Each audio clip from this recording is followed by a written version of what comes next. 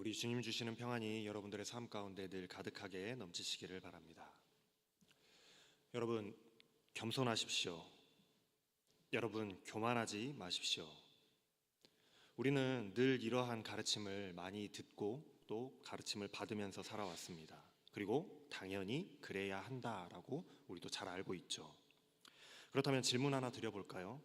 왜 겸손해야 될까요? 겸손하라, 겸손하라 그렇게 많은 이야기를 들었는데 왜 겸손해야 될까요? 왜 교만하지 말아야 될까요?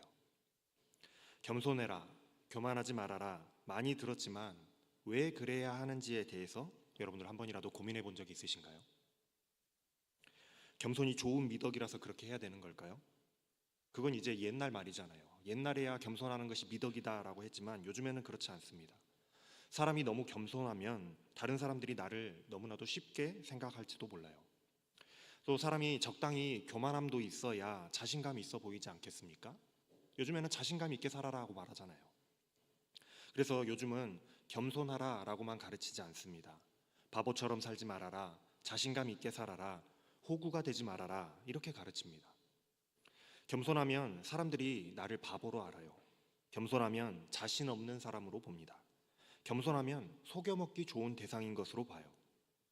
세상이 이렇게 변해가는데 그렇다면 우리는 왜 아직도 겸손해야 한다라고 배우고 있을까요?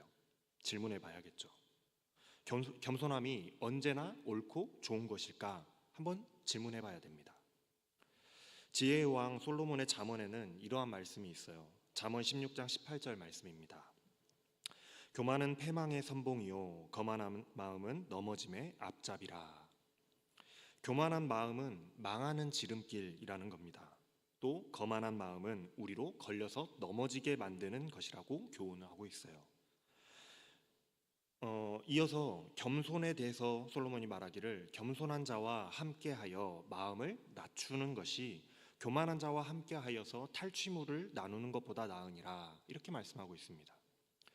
겸손한 마음으로 나를 낮추는 것이 교만한 자들과 함께함으로 얻게 되는 그런 많은 이득보다 낫다라는 겁니다. 왜죠? 이득을 많이 얻는 것, 더 많은 것을 얻는 것이 더 좋은 것 아닙니까? 이 지혜의 말씀이 그냥 우리가 세상을 살아가는 데 있어서 우리에게 좋은 결과를 가져다 준다. 교만하지 않고 겸손하면 우리가 세상을 살아가는 데 좋은 결과로 돌아온다라는 그런 교훈과 같아 보이지만은 사실은 그렇지가 않습니다. 이 말씀을 하고 있는 솔로몬은 우리가 교만함을 멀리하고 겸손해야만 하는 이유가 우리의 영혼과 관련이 있음을 말씀하고 있어요. 이 말씀에 솔로몬이 한 이 교만과 겸손에 대한 말씀 앞 뒤를 보면은 이렇게 말씀하고 있는데 악을 떠나는 것은 정직한 사람의 대로이니 자기의 길을 지키는 자는 자기의 영혼을 보전하느니라 라고 말씀하고 있습니다. 그러면서 교만은 패망의 선봉이요 거만한 마음은 넘어짐의 앞잡이라. 겸손한 자와 함께하여 마음을 낮추는 것이 교만한 자와 함께하여 탈취물을 나누는 것보다 나으니라. 그리고 마지막에 이제 이어서 삶과 말씀에 주의하는 자는 좋은 것을 얻나니 여호와를 의지하는 자는 복이 있느니라 이렇게 말씀하고 있어요. 우리가 세상을 살아가면서 지금 무한 경쟁, 서로 경쟁하면서 남들보다 앞서 나가야 된다라고 살아가는 그 사회 속에서 우리가 왜 겸손하여야 되는가, 왜 교만하지 말아야 하는가 하는 것은 그냥 내가 잘 되고 잘 먹고 잘 살고 많은 것을 얻게 되고 성공하게 되는 것과 관련이 있지 않습니다. 우리의 영혼과 관련이 있기 때문에 그러해야 된다라는 거예요. 즉 우리의 영혼이, 내 영혼이 잘 되기 위하여서 우리는 교만하지 말아야 되는 것이고 우리는 늘 겸손해야지만 되는 것입니다. 이와 관련하여서 사도 바울도 이러한 말씀으로 성도들을 가르치고 있어요. 고린도전서 10장 12절 말씀입니다. 그런즉 선줄로 생각하는 자는 넘어질까 조심하라. 좀 풀어서 설명하면 네가 지금 서 있다, 네가 지금 잘 되고 있다라고 생각할 때 그때 넘어질까 조심해야 된다라는 그런 말씀이에요.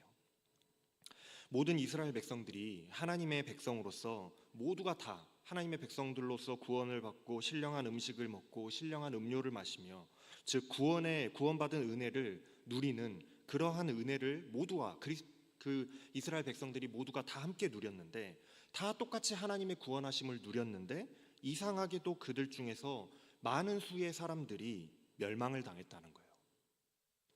이스라엘 백성들은 하나님께 선택된 백성들이잖아요. 그런데 그 중에 많은 사람들이 멸망을 당했다는 겁니다. 왜 그랬습니까?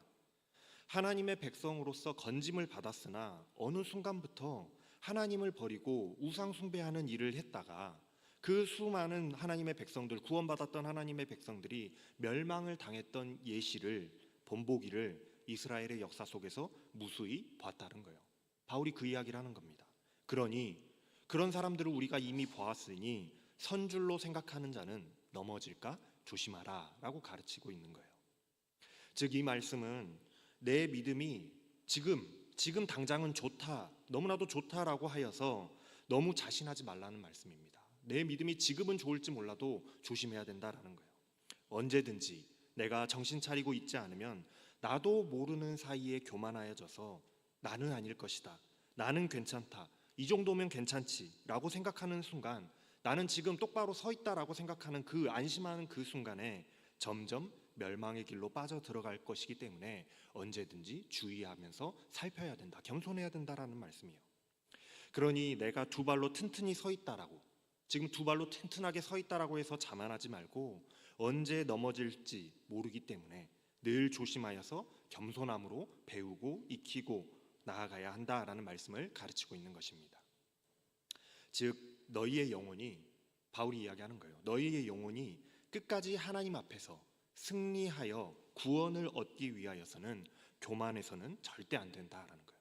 교만해서는 구원을 받을 수가 없다.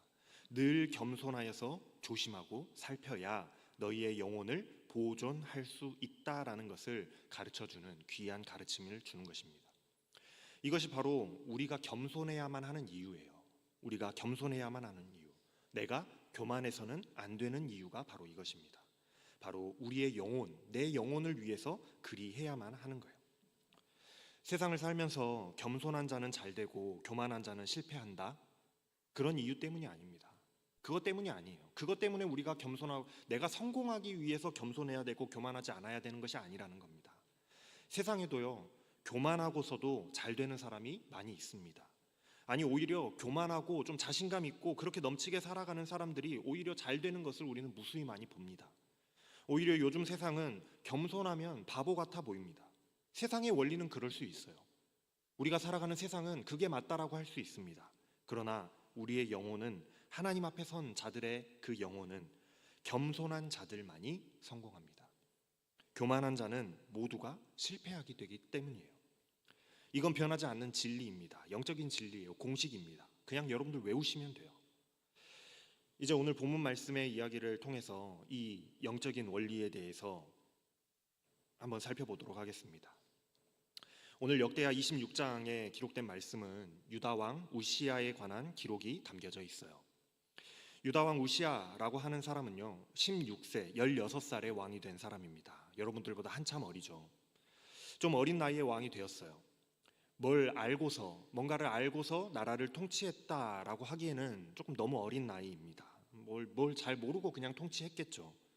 그래도 다행인 것은 이 우시아가, 아버지 아마샤가 하나님을 잘 섬겼던 모습만을 본받았다라는 거예요. 그래서 16살의 그 어린 나이에 왕이 되었지만은 하나님의 선지자를 통해서 하나님이 말씀을 주실 때에, 우시아에게 말씀을 주실 때에 그 말씀, 하나님의 명령을 잘 따라서 살아갔습니다.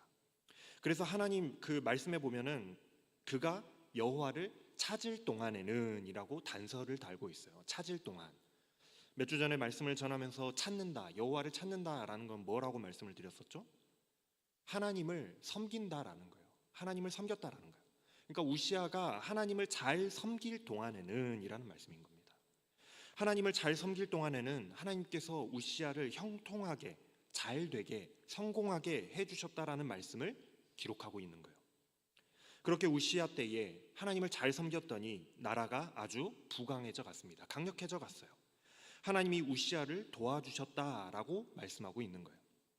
그래서 주변 나라들과 주변의 적들을 모두 물리치게 하셨고, 나라의, 이 유다 왕국의 나라의 영토가 넓어졌습니다. 군사력이 강력해졌어요. 성이 튼튼하게 세워졌고요. 농사가 잘 됐습니다. 군사력도 당연히 엄청나게 늘어났고요. 군사들의 장비와 무기가 아주 수준급으로 올라왔습니다. 우시아가 하나님을 잘 섬겼더니 하나님을 찾았더니 나라가 부강해졌다라는 내용의 기록들이 지금 15절까지에 기록되어 있는 거예요. 그래서 15절 말씀에 보니까 그의 이름이 멀리 퍼짐은 기이한 도우심을 얻어 강성하여짐이었더라라고 말씀이 기록하고 있죠. 유다의 우시아의 유다 왕국이 이렇게 급성장하고 나라가 부강해진 이유를 명확하게 기록하고 있는 거예요. 세상 속에 우시아라고 하는 그 왕의 이름이 널리 퍼졌다. 그런데 그렇게 된 이유가 우시아가 뭔가 나라를 잘 통치해서 아니라, 나라를 잘 통치하고 뭔가 탁월해서가 아니라 정말로 알 수 없는, 이해할 수 없는 기이한 도우심을 받았기 때문이다라는 거예요. 하나님의 도우심으로 잘 되게 되었다라는 겁니다. 자, 지금까지 우시아가 하나님을 잘 섬겨서 아주 성공한 그런 삶을 살아가고 있었습니다. 승승장구하고 있었어요. 이제 아무런 근심도 걱정거리도 없이 평안합니다. 여러분들의 삶에 한번 적용해 보세요. 여러분들의 삶이 근심 걱정이 없고 요즘 삶이 너무나도 평안하고 나의 모든 일들이 잘 풀리고 내가 지금 하고 있는 일들이 너무나도 잘 돼서 많은 것들을 내가 얻고 있는 그런 때를 한번 생각해 보세요. 그러나 이렇게 모든 일이 잘 되고 내가 서 있다, 선줄로 생각할 때에 어떻게 하라고 했습니까? 어떻게 하라고 했어요? 넘어질까 주의하라고 했잖아요. 넘어질까 주의하라. 사람이 이렇게 일이 잘 되고 모든 것이 다 평안할 때에는요, 착각에 빠집니다. 착각에 빠져요.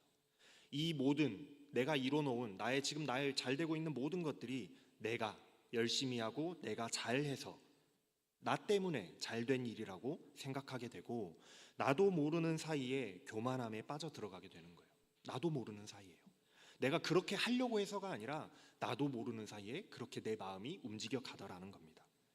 그래서 내가 늘 정신을 차리고 내가 교만하지 않으려고 늘 겸손하려고 노력하지 않으면 내가 교만해진 줄도 모르게 나는 교만에 빠져 들어가는 거예요.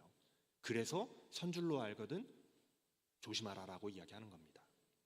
이럴 때 문제가 생겨나요. 솔로몬이 말한 교만이 패망의 선봉인 이유, 왜 우리가 교만을 경계해야만 하는 이유는 내가 잘 될 때에는 우리가 하나님을 잊어버리기 때문이에요. 하나님의 기이한 도우심으로, 정말 놀라우신 도우심으로 내가 잘되고 강성하여진 것인데 내가 잘해서 된 것이라고 착각하게 되고 이제는 하나님이 좀 없어도 뭔가 일이 그냥 굴러갈 것 같은, 잘 될 것 같은, 잘할 수 있을 것만 같아져요. 자신감이 생기거든요. 그래서 하나님을 찾는 빈도가 예전에 내가 힘들고 어려울 때는 하나님을 붙들고 기도하면서 하나님 도와주세요, 제발 나를 살려주세요 라고 기도했던 그 기도의 빈도가 점점 줄어들게 됩니다. 점점 하나님을 찾지 않게 돼요. 왜냐하면 내가 스스로 잘할 수 있을 것 같거든요. 착각에 빠지게 되는 거예요. 이것이 바로 교만입니다. 우리는 모두가 다 사명자들입니다. 하나님을 사랑하고 하나님을 믿고 하나님을 따르면서 하나님의 영광을 위해서 살아가야만 하는 사명을 받은 사람들이에요. 그런 사명을 가지고 있어요. 그렇기 때문에 끊임없이 하나님보다도 나를 사랑하려고만 하는 우리의 그런 죄된 본성을 버리는 연습, 교만해지려고 하는 그런 것들을 버리는 연습, 나를 비우고 하나님으로 채워가는 그런 연습, 나를 버리고 하나님을 높이는 그런 삶을 살아가야만 하는데, 그렇게 살아가야 되는 것이 우리들의 사명인데, 그런데 교만이 우리에게 들어오는 그 순간, 지금까지 우리가 훈련해 왔고 지금까지 노력해 오고 나를 비워내고 하나님으로 채우려고 그렇게 노력해 왔던 그 나의 항아리가 다시금 하나님을 버리고 하나님을 비워내고 나를 채워넣기 시작하게 되는 거예요. 우리가 가야 되는 길을 역행하는 거죠. 반대로 가는 거예요. 마치 에덴 동산에 아담과 하와가 교만하여져서 내가 하나님처럼 될 수 있다고? 라고 생각했던 것처럼, 뱀이 그렇게 이야기하니까 네가 하나님처럼 될 거야 라고 속삭이니까 내가 하나님처럼 될 수 있다고? 라고 생각했던 것과 같이 교만하여져서 하나님보다 내가 더 높아지려고 하게 되는 거예요. 그래서 교만한 사람은 하나님의 뜻보다 내 뜻이, 내가 더 앞서가려고 하게 됩니다. 하나님이 야 그거 아니야 라고 하셔도 나는 내 생각하는 것이 맞다고 하나님을 이겨먹으려고 하게 돼요. 왜냐하면 내 속에, 나라는 사람의 이 항아리 속에 내가 가득한 상태에 있기 때문에, 교만한 상태가 되어 있기 때문에 그런 거예요. 이런 상태에 빠져 있는 교만한 사람은 답이 없습니다. 출구가 없어요. 노답이에요.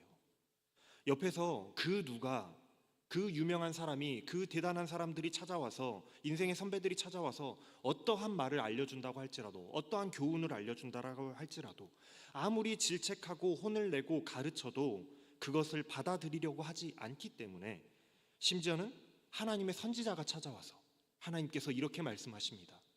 또 하나님께서 직접 찾아와서 질책하신다 할지라도 들으려 하지를 않습니다. 고치려고 하지를 않아요. 끝까지 내가 맞대요. 왜냐하면 나는 지금 잘하고 있고 잘 되고 있고 내가 최고고 내가 옳다라는 그런 교만에 빠져 있으니, 누가 와서, 심지어 하나님이 와서 이야기를 하셔도 귀에 들어오질 않는 거예요. 그러니 교만에 빠진 자들은 회복할 수가 없는 겁니다. 정말로 극한 그런 죽음의 상황에 처해서 내가 정말 잘못되었구나, 내가 잘못한 거구나, 내가 잘못 알고 있었구나 라는 것을 깨닫기 전까지는 돌이키지를 못하는 거예요. 그래서 교만하면 교만할수록, 교만의 깊이가 깊어지면 깊을수록 하나님께서는 더 세게 때리시는 겁니다.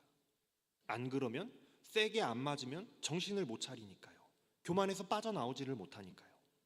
이스라엘 백성들의 역사를 여러분 한번 생각해 보세요. 정말로 돌이킬 수 없는 그런 교만의 상태에 이스라엘 백성들이 빠져 있었을 때에는 하나님께서 그냥 몇 대 때리시는 정도가 아니라 나라의 기둥뿌리까지 뽑아버리실 정도로 세게 때리시잖아요. 그때에서야 백성들이 깨닫고 하나님께 잘못했습니다라고 돌아오는 거예요. 왜요? 그렇게 하지 않고서는 자기가 잘못되었다라는 생각을 하지 않고 여전히 내가 옳다고 여전히 교만함에서 헤어나오지 못하기 때문에 그러시는 거예요. 16절부터 우시야 왕이 교만해진 그 모습은 교만해진 자가 어떠한 모습으로 변해가는지를 잘 보여주고 있습니다. 우시야가 나라가 강성하여지자 그의 마음이 교만하여졌다라고 말씀이 기록하고 있죠. 그래서 하나님 보시기에 악을 행하고 범죄하였다라고 말씀하고 있습니다. 어떠한 악을 행했느냐? 자기가 여호와의 성전에 들어가서 분향하려고 했다라는 거예요.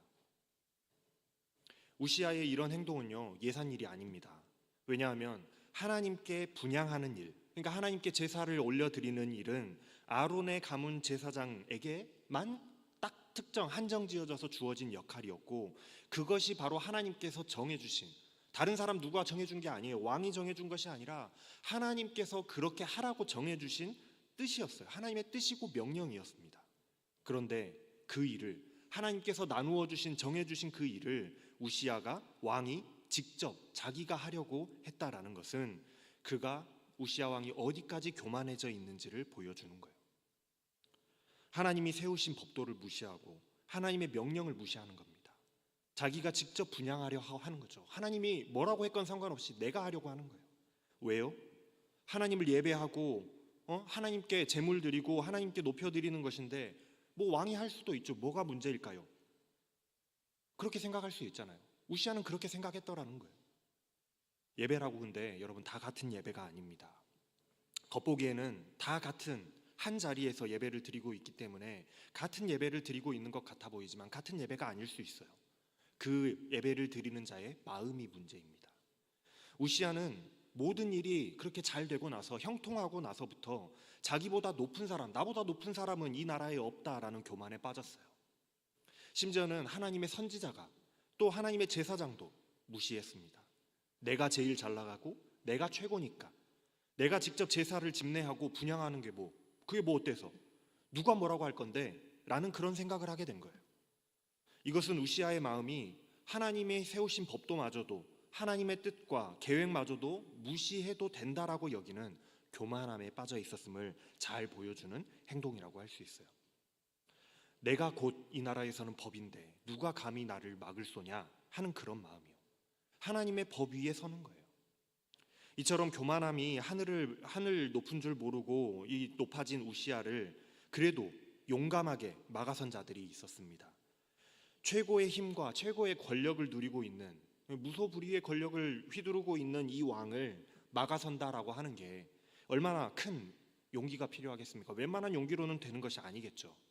그렇지만 그런 왕을 용감하게 막아선 제사장들이 81명이나 되었다라는 거예요. 제사장 아사랴와 80명의 제사장들이 스스로 하나님께 그 여호와께 분향하려고 그 향로를 들고 있는 그 교만해진 우시야를 막아서는 겁니다. 그리고 당당하게 할 말을 옳은 말을 하는 거예요.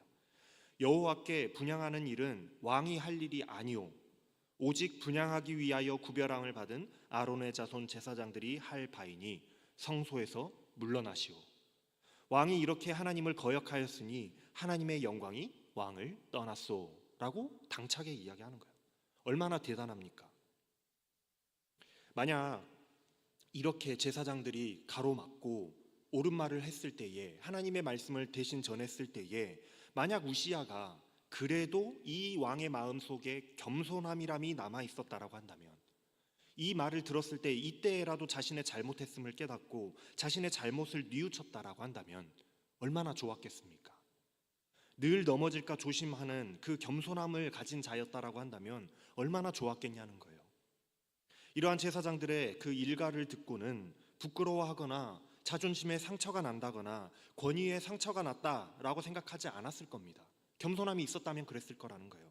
아이고, 내가 지금 선을 넘었구나. 내 역할을 넘어섰구나. 하나님께서 정해주신 것을 내가 범했구나. 내가 하나님 앞에서 실수했구나. 그런 생각을 가지고 돌아섰을 겁니다. 아이고, 제가 잘못했습니다. 내려놓고 돌아섰을 거예요. 겸손했다라고 한다면 오히려 그 제사장들로부터 가로막혔던 것, 제사장들로부터 혼이 났던 것이 오히려 성장하는 기회가 됐을 겁니다. 영적으로, 신앙적으로 말이에요. 그러나 교만하여진 자는 이렇게 직설적으로 제사장들이 그 잘못된 것이라고, 당신은 하나님께 범죄하였다라고 직설적으로 콕 집어서 지적을 당하고 있는데도 불구하고 그것을 깨달을 능력이 없어요. 깨닫지를 못하는 겁니다. 왜 그런 말이 있잖아요. 어떤 그룹에, 어떤 공동체에 좋은 사람만 다 있다라고, 빌런이, 우리 공동체는 빌런이 없다라고 하면 그 중에 빌런은 누구라고요? 나라고요. 내가 빌런이라고요. 즉 빌런은 자기가 빌런인 줄을 모르기 때문에 빌런의 행동을 계속해서 하는 겁니다. 자기가 잘못된 것을, 내가 잘못되었다라는 것을 알았다라고 한다면, 내가 빌런이라는 사실을 눈치챘다라고 한다면 그렇게 행동을 하지 않을 텐데, 여전히 내가 빌런의 행동을 하고 있다라는 걸 모르기 때문에 계속 빌런의 삶을 살아가는 것이겠죠. 교만이 딱 그렇습니다. 그래서 교만이 무서운 거예요. 우리의 영적인 생활에서도 교만은 굉장히 무섭습니다. 특히나 내가 서 있다라고, 내가 잘하고 있다라고 생각하는 사람들, 내 신앙이 제법 좋다고 자신하는 사람들, 내가 신앙이 너무나도 좋다고 나는 나쯤 되면 참 좋지라고 안도하는 사람들, 이런 사람들이 더더욱 교만에 빠지기 쉬운 상태에 처해 있다라는 것을 아셔야 된다라는 거예요. 정말로 여러분들의 신앙이 정말 훌륭하다, 좋다라고 생각하십니까? 설사 여러분들의 신앙이 남들이 보기에 좋은 신앙이라고 할지라도 나 자신은 그렇지 않아야 된다라는 거예요. 정말로 나 정도면 신앙이 괜찮지, 나 정도면 괜찮아 라고 그렇게 안도해서는 안 된다라는 겁니다. 다른 사람들은 나를 칭찬할 수 있지만 나는 그래서는 안 된다라는 거예요. 정신 차려야 됩니다. 그 누가 있어서 하나님 앞에서 하나님 나 신앙 좋아요 라고 말할 수 있는 사람이 누가 있겠습니까? 그 누가 있어서 하나님 앞에서 나 정도면 괜찮지 않냐고 하나님한테 물을 사람이 누가 있겠냐는 거예요. 없어요. 하나님 앞에서는 온전한 사람, 하나님 앞에서 그렇게 자신 있게 내놓을 수 있는 사람은 단 한 사람도 없습니다. 그런데도 교만하여져서 나 정도면 신앙이 좋다라고 여기고, 나는 든든히 서 있는 신앙의 성인이다 라고 여겨서 착각에 빠져서 나보다 신앙이 작은 사람들과 고만고만한 사람들과 비교해서 저것보단 내가 낫지 이렇게 생각한다거나, 그 신앙이 작다고 여겨지는 어린아이와 같은 신앙의 사람들을 바라보면서 판단하고 비교하며 쟤는 왜 저것밖에 못하냐, 나는 요만큼 하는데, 우쭐해져서 교만해져서 내가 역시 최고다 비교하며 우쭐해하고 나의 신앙이 최고다라고 여기는, 여기서 뭘 얼마나 더 해야 돼, 이 정도면 충분하지 이렇게 여기는 그런 사람들, 잘못되어도 한참 잘못된 거예요. 오히려 이제 막 신앙의 길을 시작한 어린아이와 같고 어린 새싹과 같은 자들이 그런 교만함을 가진 사람들보다는 훨씬 좋은 신앙을 가지고 있는 겁니다. 왜 그런 줄 아세요? 나를 남보다 낮게 여기고 늘 하나님 앞에서 내가 부족하다 여기는 그런 사람들, 하나님 앞에서 늘 내가 부족하다 여기는 사람들은 무한하게 성장할 수 있는 여력을 가지고 있기 때문에 그런 거예요.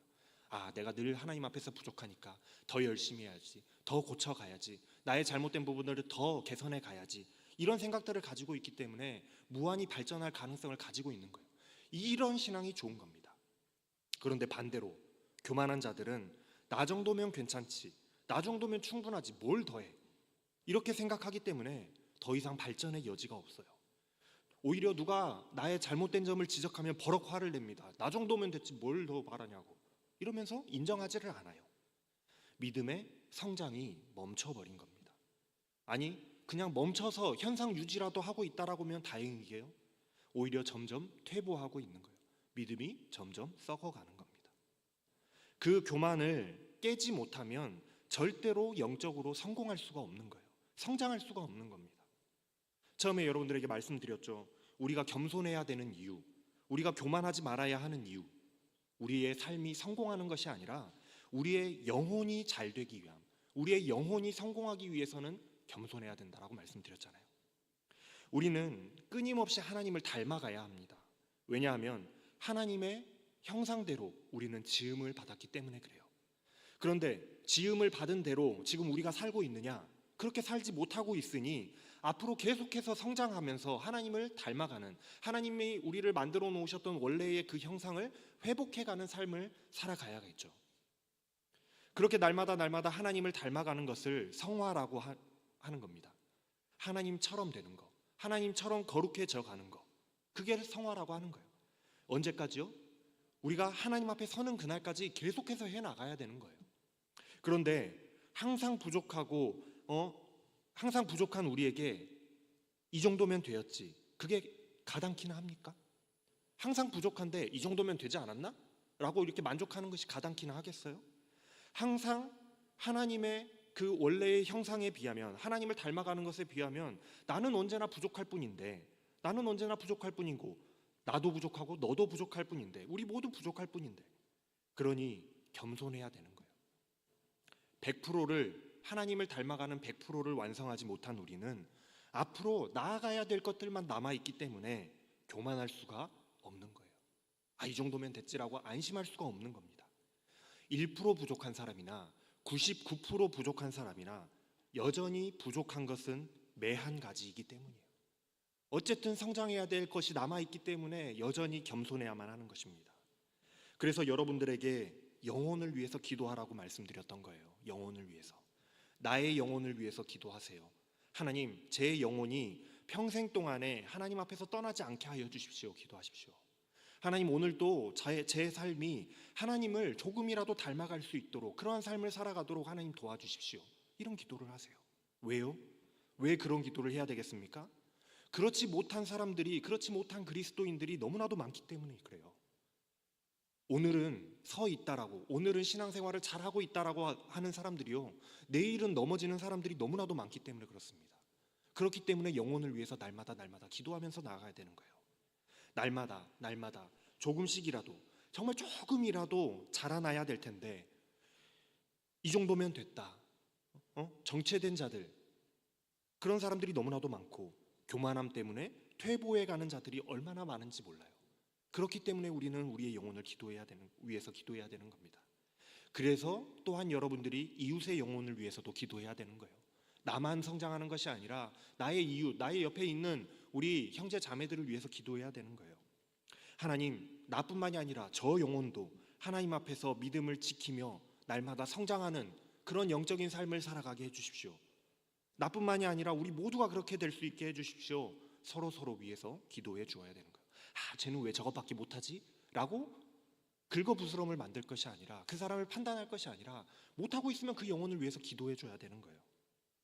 그런데 교만한 자들은 힘겹게 그렇게 믿음을 지켜나가려고, 하나님 앞에서 조금이라도 하나님을 닮아가려고 그 길을 걸어가고 있는 그 어린 새싹들을 보면서 따뜻한 눈길, 그들을 위해서 기도하는 것이 아니라, 그 영혼들을 위해서 기도하기보다는 나와 비교하여서 내가 더 낫네 라는 그런 안도함을 갖기 위해서 비교하기 바쁩니다.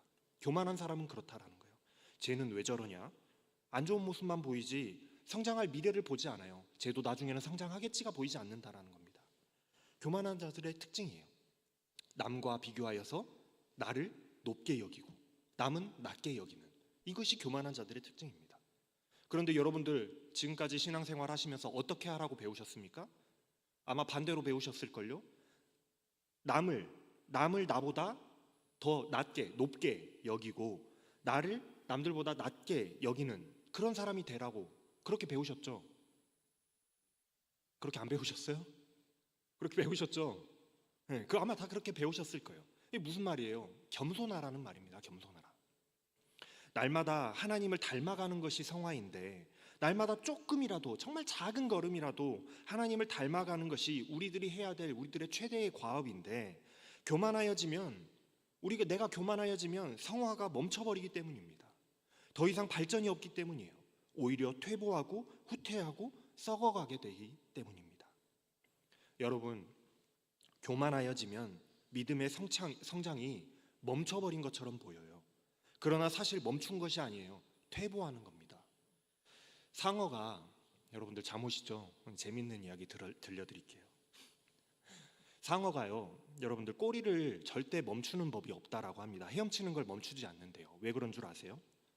상어는 다른 물고기와 달리 몸속에 공기 주머니가 없어서 이 꼬리를 흔드는 것, 헤엄치는 것을 멈추면 가라앉기 때문이라고 해요.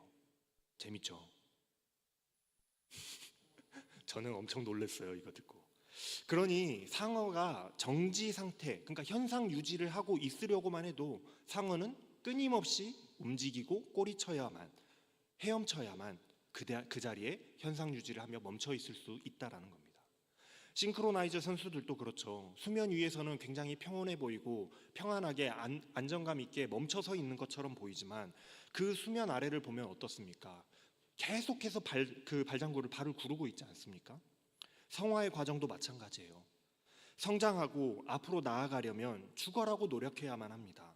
심지어 가만히 멈춰서 있으려고만 해도 노력해야지만 그 자리에 멈춰서 있고 현상 유지를 할 수 있는 거예요. 그런데 교만한 사람은 모든 동작을 그냥 멈춰버립니다. 현상 유지가 아니라 그냥 정지해버리는 거예요. 그럼 가라앉는 거예요. 교만함으로 멈춰선 신앙은 멈춰선 것처럼 보일 뿐이지 실제로는 퇴보하고 있는 것입니다. 가라앉고 있는 거예요. 하지만 반대로 겸손한 믿음의 사람들은 늘상 이렇게 생각합니다. 늘 이렇게 생각해요.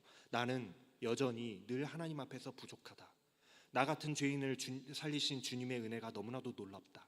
그러니 내가 오늘 또 하나님 앞에서 조금이라도 더 정진하여서 오늘 작은 한 걸음이라도 주님께 더 가까이 가고 싶다. 겸손한 사람들은 늘 이렇게 생각한다는 겁니다.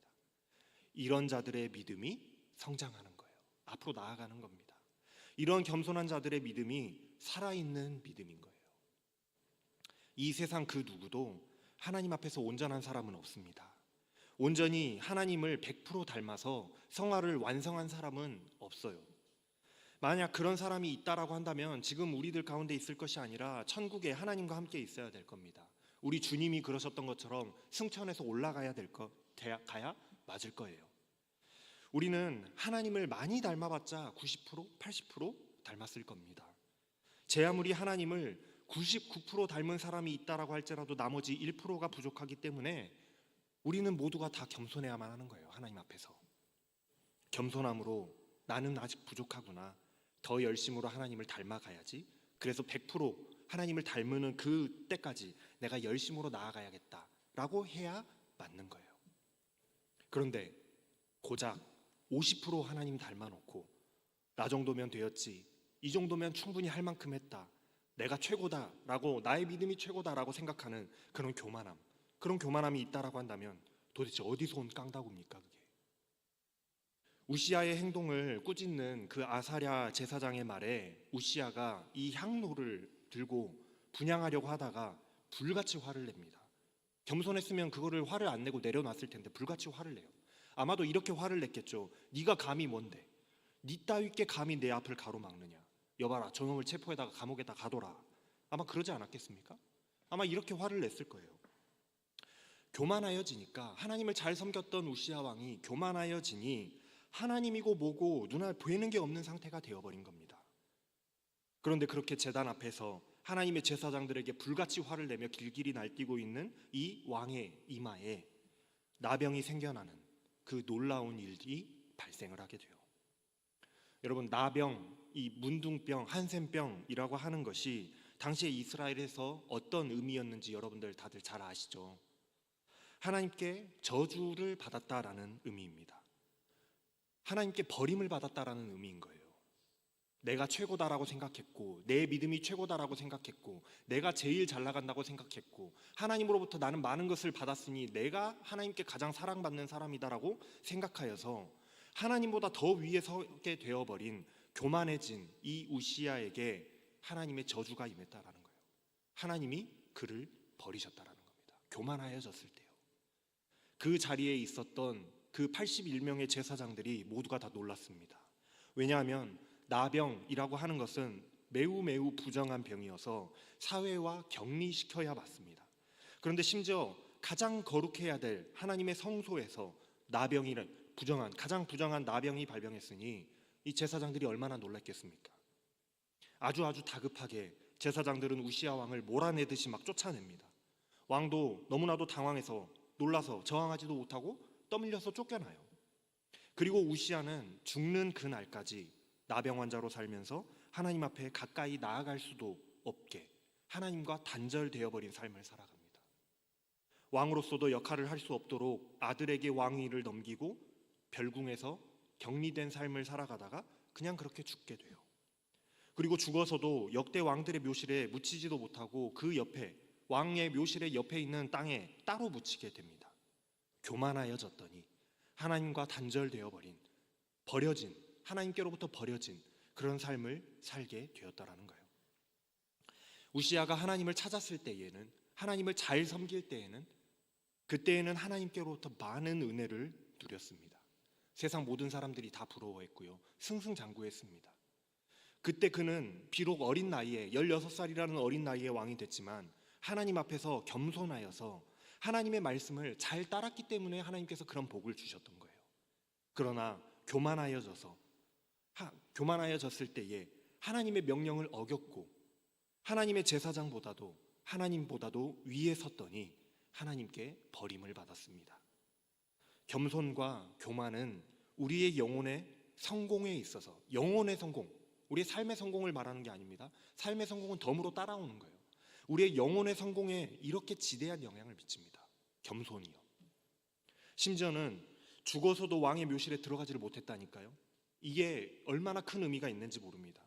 왜냐하면 아무리 하나님께 범죄했던 왕이라도, 하나님 앞에 못되게 살았던 왕이라고 할지라도, 악한 왕으로 기록된 그런 왕들이라고 할지라도 역대 왕들이 묻혔던 그 가문, 다윗 가문의 무덤에 들어가서 묻혔었거든요. 그것은 굉장히 영광스러운 일이에요. 다윗 왕조의 무덤에 내가 묻혔다라는 것은 영광스러운 일이라고요. 그러나 우시야는 그런 영광스러운 자리에까지도, 죽어서도 그 자리에 못 들어가는 치욕을 겪게 되는 거예요. 왜 이러한 일이 일어났습니까? 뭐 때문에요? 교만 때문에요. 교만 때문에. 겸손함으로 하나님을 섬기는 그 열심이 있었던 그때의 우시야 왕은 하나님의 놀라우신 은혜로 대단한 성공과 또 명성을 얻었지만, 그러나 내가 섰다라고 생각했을 때에 교만하여졌고, 그로 인하여 하나님보다 자신이 더 높아지는 그런 죄를 저지르게 되었어요. 그 결과가 바로 지금의 이 모습인 겁니다. 오늘 말씀은 우리에게 한 가지 사실을 명확하게 보여줍니다. 우리가 겸손해야 되는 이유, 우리가 교만하지 말아야 하는 이유, 그 이유는 세상에서 성공하고 실패하는 성공과 실패에 그것이 두려워서 우리가 겸손해야 되는 것이 아니라는 거예요. 다른 그 어떤 이유도 아닌 우리의 영혼이, 나의 영혼이 잘 되기 위함입니다. 하나님을 잘 섬기고 하나님을 닮아가기 위해서는 겸손하지 않으면 절대로 하나님을 닮아갈 수가 없기 때문이에요.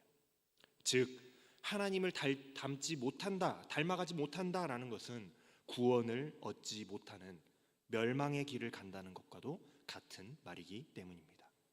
그러니 사랑하는 여러분, 하나님 앞에서 늘 겸손하십시오. 교만하지 마시기 바랍니다. 그래야 우리의 영혼은 승리할 수 있습니다.